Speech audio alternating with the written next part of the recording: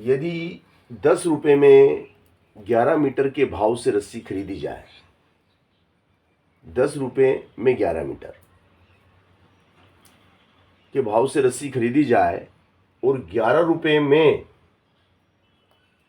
10 metre के भाव से बेच दी जाए तो कितने प्रतिशत लाभ होगा? तो देखिएगा भैया, आपने 10 रुपये की 11 मीटर,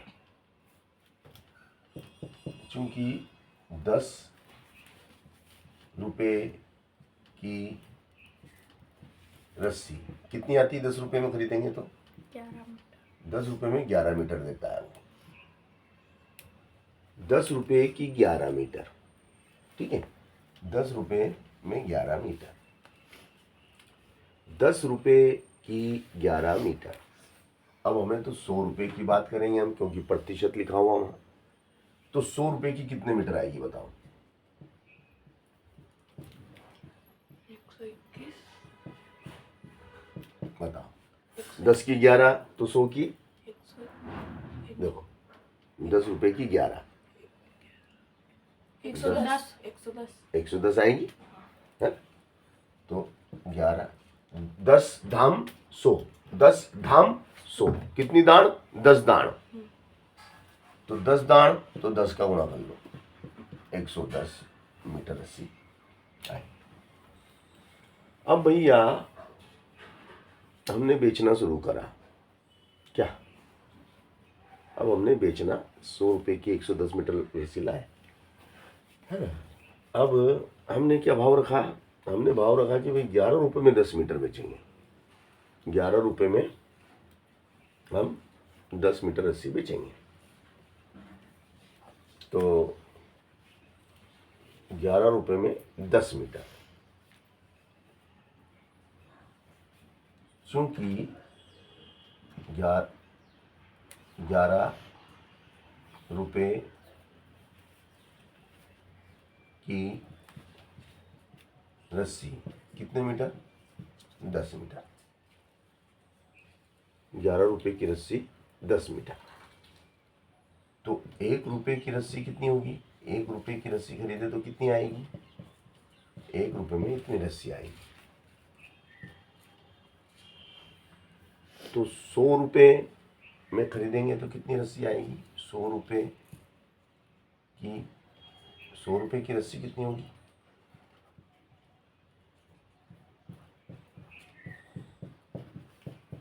100 का गुणा कर दो तो ये हो जाएगा 1000/11, 100 रुपये की इतनी।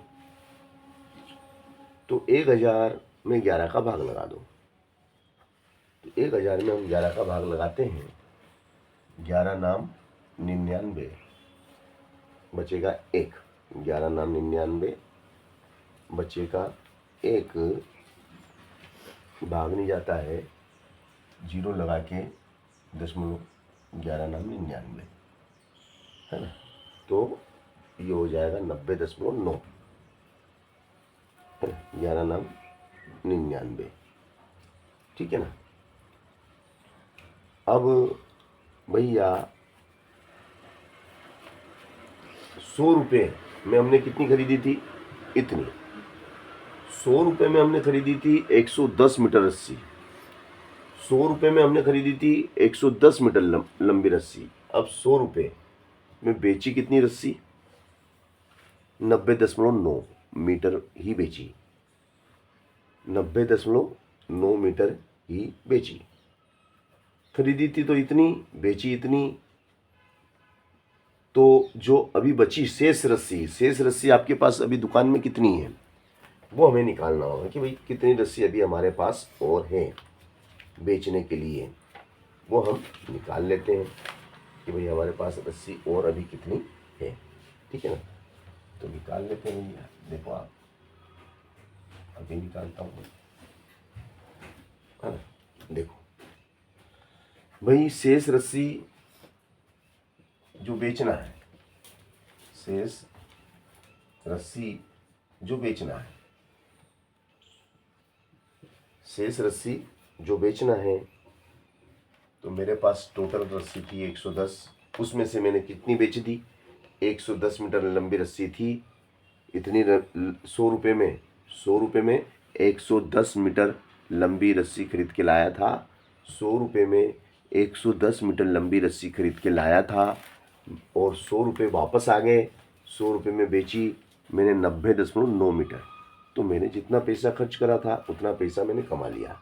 तो कितनी रस्सी बेच के कमाया, ये मैंने कितनी, ये लिख देता हूँ मैं, वो नहीं लिखूंगा दशमलव में, ये लिख दूंगा तो ये सरल रहेगा। क्या 1000/11, 1000/11 मीटर लंबी रस्सी बेच के मैंने कमा लिया। तो इसका लसा लेंगे या कुछ नहीं तो एक रहता है, लघुत्तम लेंगे 11 आएगा।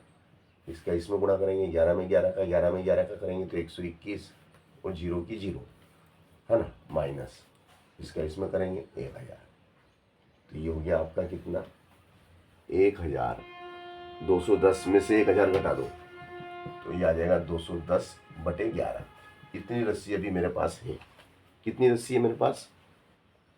इतनी रस्सी मेरे पास अभी भी, इतनी रस्सी पड़ी हुई है ना। ये रस्सी मेरे पास अभी भी है, 210/11 मीटर लंबी रस्सी मेरे पास है अभी, है ना। अब भैया इतनी लंबी रस्सी अभी भी मेरे पास रखी हुई है और मैं इस रस्सी को बेचना चाहता हूँ, है ना। इस रस्सी को मुझे बेचना है, ठीक है।